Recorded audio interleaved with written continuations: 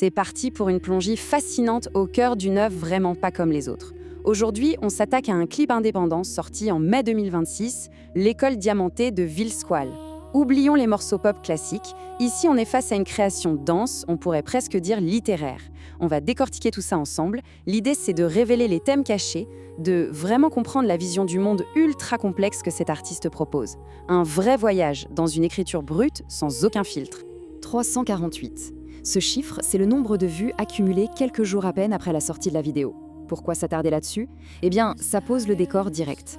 On n'est pas sur un produit formaté par une immense industrie musicale avec des millions d'euros de budget promo. Non, là on parle d'art brut, émergent, 100% indépendant. C'est un artiste qui s'exprime complètement en dehors des radars traditionnels et franchement, ça donne à son message une authenticité qui frappe fort. Alors, au menu de notre décryptage, d'abord, on va définir qui est l'artiste indépendant Will Squall. Ensuite, on verra la frontière hyper floue entre rap et poésie classique dans ce morceau. En 3, la critique d'une société cruelle. 4, solitude et résilience.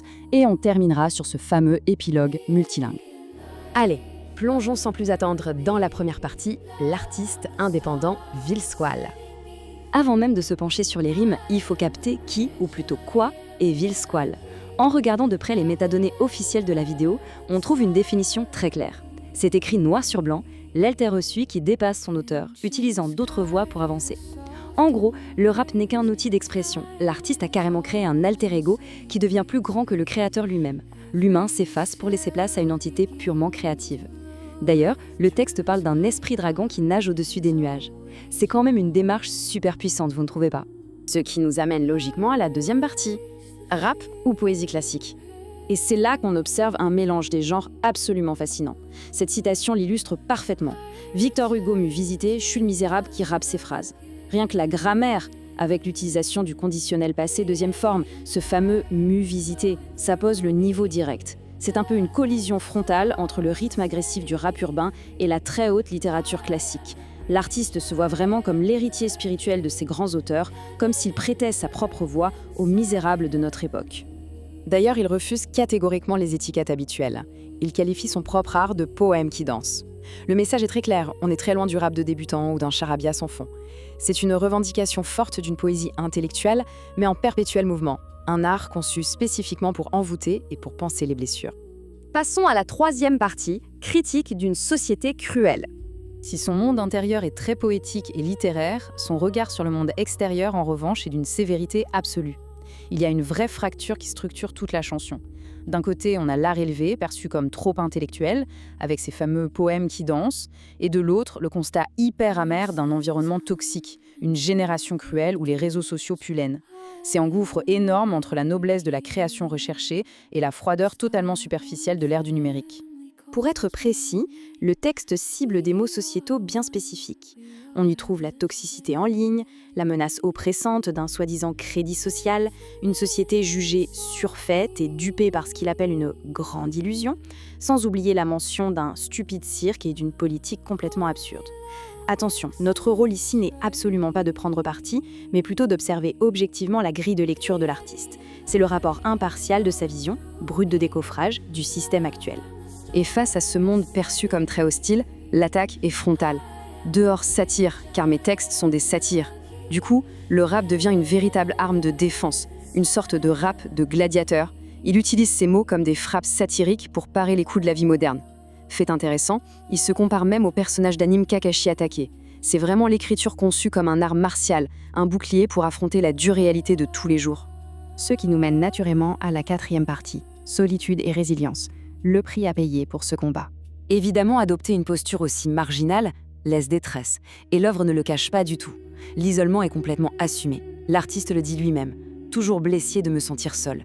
Mais dans la foulée, il ajoute « Je sors pas de ma grotte, je travaille de l'art ».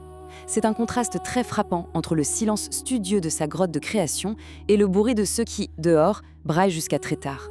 C'est l'image forte d'un artisan solitaire, loin de l'agitation, forgé dans une discipline hyper rigoureuse. Et cette fameuse résilience ne vient pas de nulle part. Quand on entend « j'ai pris des balles partout où je chantais », on comprend vite qu'il y a un passif très lourd, des tonnes d'épreuves surmontées. Le passé est décrit comme un poids immense qu'il a transformé, je cite, en ours entraîné. C'est justement cette adversité, cette difficulté constante qui donne au morceau ce flot si confiant et inébranlable. Toute la douleur est finalement recyclée, transformée en matière première pour son art. Enfin, arrivons à la 5e et dernière partie, l'épilogue multilingue. Alors là, on touche à un moment absolument clé du morceau. La structure de la chanson change radicalement. Ciao bambino, bim bam boum, la panthère a né. C'est une sorte de pont de transition, l'annonce super théâtrale qu'une nouvelle persona vient de naître, une évolution de son propre avatar, juste avant que la langue de la piste ne bascule totalement. Et la surprise absolue, le texte plonge en italien avec ses paroles poétiques qui décrivent des oiseaux dans le ciel de Termini. Ce changement de langue n'est vraiment pas là par hasard. Ça amène un tout nouveau niveau de référence classique majestueuse. Le texte convoque carrément le Da Vinci Code et Michelangelo qui lui passerait le salut.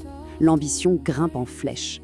L'alter ego du rappeur vient s'inscrire de manière hyper audacieuse directement dans la lignée des géants de la Renaissance italienne. Juste au milieu de cet épilogue, on a cette question existentielle. Ma dove in quella epoca la sua piazza? C'est-à-dire, mais où est sa place à cette époque? Et honnêtement, ça résume tout le cœur de l'œuvre. Comment réussir à trouver un espace de respiration pour de la vraie poésie, de l'intellect pur, quand on vit entouré par le vacarme des réseaux sociaux et le cynisme assourdissant du monde moderne? La réponse, il la donne avec cette dernière phrase ultra provocatrice « Apro les portes de l'univers, so pure da solo ». En français, « J'ouvrirai les portes de l'univers même tout seul ». C'est la conclusion magistrale de ce morceau. Malgré le rejet, malgré la cruauté de la génération actuelle et malgré cet isolement dans la grotte, il y a une certitude absolue. La création artistique, même en solitaire, possède une force monumentale, assez pour ouvrir littéralement les portes de l'univers. Ça laisse vraiment une idée vertigineuse en suspens. L'art authentique, même quand il naît dans l'ombre et la solitude totale, est-il la vraie clé pour transcender notre réalité? On se pose la question. Merci d'avoir suivi ce décryptage jusqu'au bout.